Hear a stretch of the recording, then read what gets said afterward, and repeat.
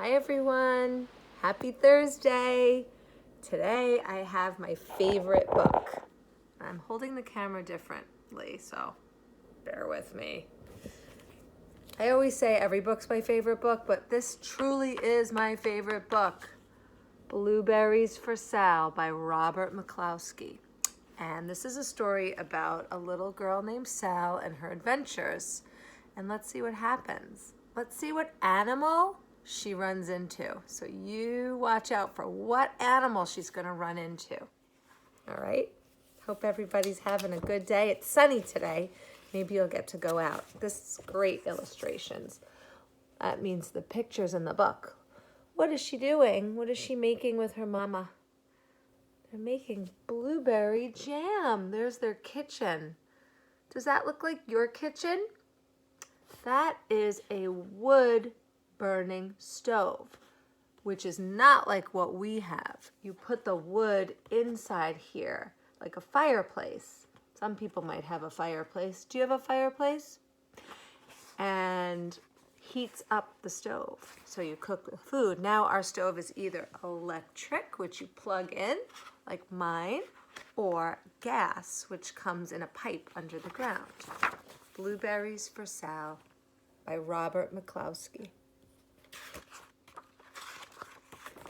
I'm going to read the story and I'm going to try to show you the pictures at the same time. One day, little Sal went with her mother to Blueberry Hill to pick blueberries. Little Sal brought along her small tin pail, and her mother brought her large tin pail to put berries in. "We will take our berries home and can them," said her mother. "Then we will have food for the winter." They're going to make blueberry jam and save their blueberries so when there's no blueberries in the winter, they will have them. Her mother walked slowly through the bushes, picking blueberries as she went, putting them in her pail. Little Sal struggled along behind, picking blueberries, eating every single one. See? Is she supposed to be eating them? Look, Sal hurried. Little Sal hurried ahead and dropped a blueberry in her mother's pail. It didn't sound kerplunk because the bottom of the pail was already covered with blueberries. She reached down inside to get her berry back. Though she really didn't mean it, she pulled out a large handful because there were so many blueberries up close together.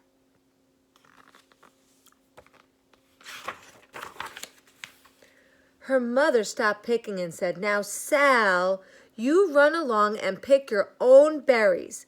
Mother wants to take her berries home and can them for the winter."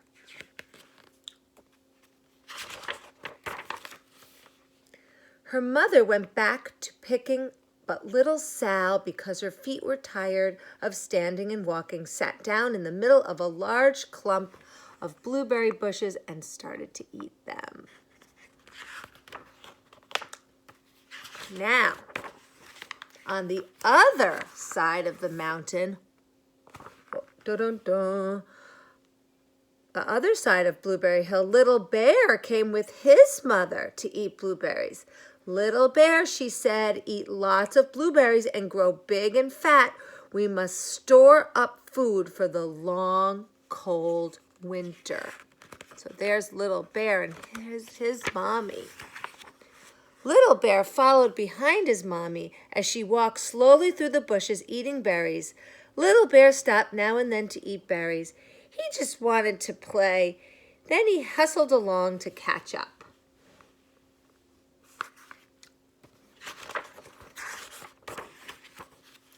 Because of his feet, they were very tired of hustling. He picked out a large clump of bushes and sat down right in the middle and ate blueberries.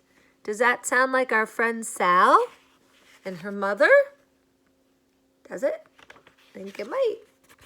Let's see.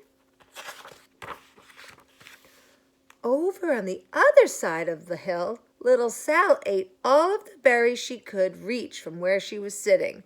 and then she went to find her mother.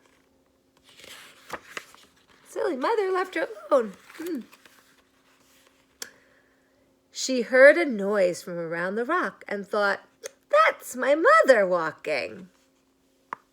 Do you think it's going to be her mother?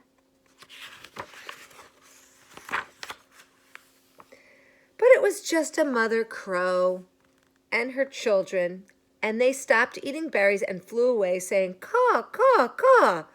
Then she heard another noise in the bushes and thought, "That surely is my mother." Let's see who it is. Who is it? But it was Little Bear's mother.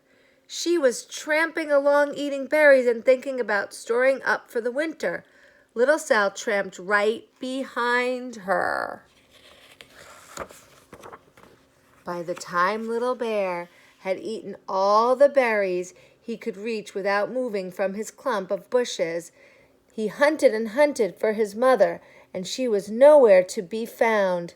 He heard a noise from over the stump and thought, "That must be my mother." So Little Bear and Sal are looking for their mothers. But it was a mother partridge and her children. A partridge is a kind of a bird. Can you see them in there? That was not Little Bear's mother. But Little Sal's mother instead. There's Little Sal's mother.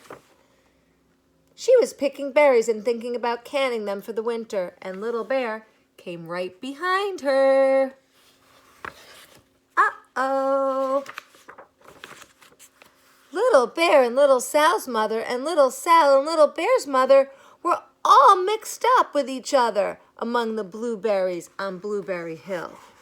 There's Little Sal and Little Bear's mother, and there is Little Bear and Little Sal's mother. What do they need to do? Little Bear's mother heard Sal walking along behind and thought it was Little Bear. And she said, "Little Bear, munch, munch, eat all you can possibly hold."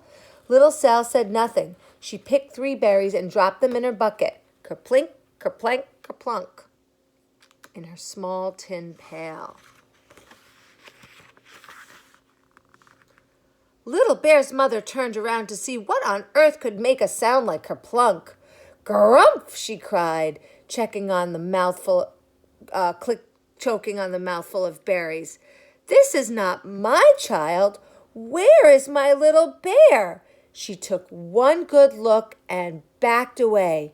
She was old enough to be shy of people, and even a very small person like Little Sal.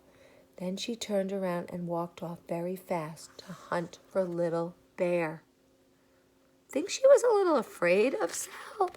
Do you think bears might be afraid of people and people afraid of bears sometimes? Think about that.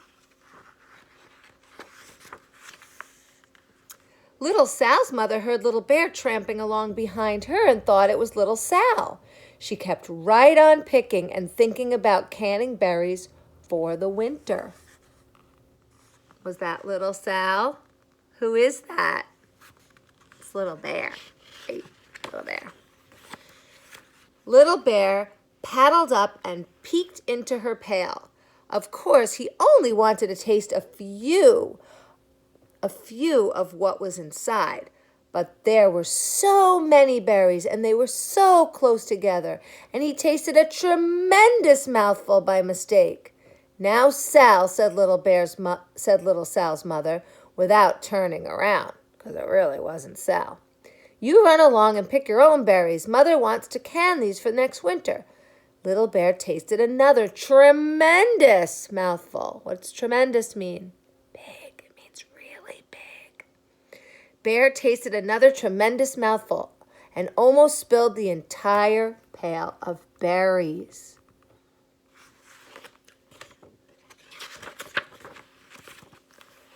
Little Sal's mother turned around and gasped, My goodness, you're not little Sal. Where, oh, where is my child? Little Bear just sat and munched and swallowed. Little Sal's mother slowly backed away. She was old enough to be shy of bears, even very small bears, like Little Bear. Then she turned around and walked away quickly. I think she was a little frightened. You should be cautious if you see a bear. That means you should be careful. Oh, there's Mommy, and there's Sal. She hadn't gone very far before she heard kerplink, kerplank, kerplunk, and she knew just what made that sound. What made that sound? Tell me, what makes kerplink, kerplank, kerplunk? Little Bear's mother had not hunted very long before she heard a hustling and turned around. And she heard munch, munch, munch, and she knew what made munch, munch sound. Little Bear and his mother went home down the side of Blueberry Hill, eating blueberries all the way. And little Sal and her mother went down this other side of Blueberry Hill, picking blueberries all the way. There's Little Bear, his mother. There's little Sal and her mother. That is the end of Blueberries for Sal. Did you like it? I love that book. Such a nice book. Little Bear and little Sal and Mom and Bear and Mom and Sal's mom got all mixed up on Blueberry Hill. But what happened? Did they get together again? They did. That was great. Well, have a great Thursday. Check Facebook for messages and important notices about food and about supply bags, which are coming soon, and all kinds of things. And of course, story time, which is great. So we miss you. We love you. Check your emails. Be safe.